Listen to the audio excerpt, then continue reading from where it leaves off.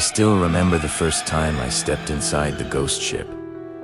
It didn't look like a warehouse. It looked like a dream someone built with their bare hands. Layers of draped fabric hung from the ceiling like floating clouds. Old lamps glowed in the corners. Strange sculptures made from metal scraps stood like guardians along the walls.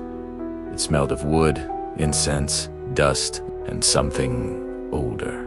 Something hidden. People whispered that the building had a past fires, illegal work, strange noises at night, but the artists inside tried to turn it into a sanctuary, a place for music, creativity, escape. I didn't live there, but I visited often. I knew the narrow stairs, the hanging tapestries, the piles of extension cords, and old pianos used as decoration. I knew how fragile everything felt, like one wrong spark could erase it all. Then came December 2nd, 2016.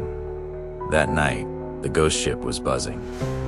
Music shook the floor. People danced under the soft lights, shadows moving like underwater waves. It felt alive. But something felt off. A tension in the air, a smell, faint at first, like overheated wires. I brushed it off. Everyone did. But then, I saw it. A flicker on the ceiling. A light that didn't belong to any lamp. A glow that grew too quickly. I stared upward, and my stomach dropped. Fire. It started small, crawling across the cloth hanging above us. Nobody noticed at first. The music was too loud. The crowd too distracted. I yelled fire, but the music swallowed my voice. Then a burning piece of fabric fell to the floor. That changed everything. People screamed. The fire raced along the ceiling, devouring tapestries like it had been waiting for oxygen all its life. Heat slammed into my face, turning the room into an oven. The loft filled with thick black smoke. Almost instantly, it burned my throat. I tasted chemicals, and wood, and something else.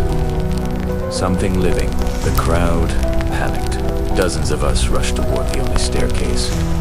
A narrow wooden path meant for one person at a time. It became a funnel of bodies, all pushing, clawing, trying to escape. The lights flickered, then died, plunged into darkness except for the fire's violent glow. I heard coughing, choking, crying. I felt people collapse beside me. I felt my eyes burn, my chest tighten, my legs grow weak. Above me, beams cracked. One snapped with a sound like a bone breaking. It fell engulfed in flames, shaking the floor and scattering more terrified bodies. Still, I moved. Hand on the wall. Hiddun, praying I would reach the staircase before it was too late. The ghost ship, the sanctuary, so many people loved, was dying. Behind me, the fire roared louder, eating everything alive. I wasn't sure if I would escape it. At least 30 people are dead after a fire ripped through a warehouse in Oakland, California, where a party was reportedly going on. Some of the victims' families have been notified. Pete Wadsworth, Barrett Clark, Nex Iugolo, and Travis Huff all lost their lives.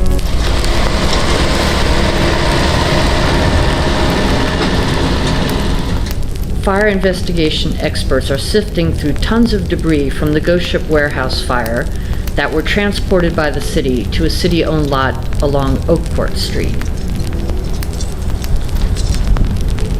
Items were tagged, put in a bobcat, and placed on a table where they were wrapped and set aside by the experts. 36 people died in the December 2nd, 2016 fire in the city's Fruitvale district.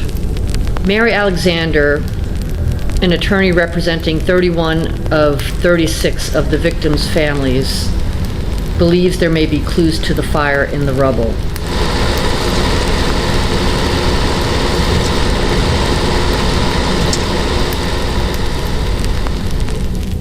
Carter Evans is looking into the building and its owners.